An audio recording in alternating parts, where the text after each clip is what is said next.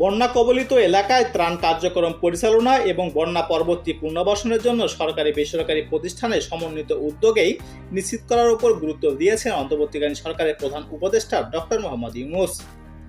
রাষ্ট্রীয় অতিথি ভবন যমুনায় ৪৪টি এনজিওর সঙ্গে ত্রাণ ও পুনর্বাসন কার্যক্রম পরিচালনা সংক্রান্ত বৈঠকে বসেন প্রধান উপদেষ্টা। এ সময় তিনি বলেন, বন্যার্ত মানুষদের সহযোগিতায় ছাত্র জনতা এবং সাধারণ মানুষ যেভাবে এগিয়ে এসেছে তা অভিভূত করার মতো।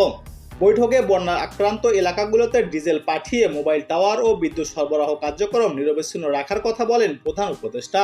বৈঠকে আরও জানানো হয়, বন্যা পরবর্তী পুনর্বাসন কাজের জন্য বৈদেশিক সাহায্য নেওয়া হবে। একই সঙ্গে সারা বিশ্বে ছড়িয়ে থাকা প্রবাসীদের এগিয়ে আসার আহ্বান জানানো হয়।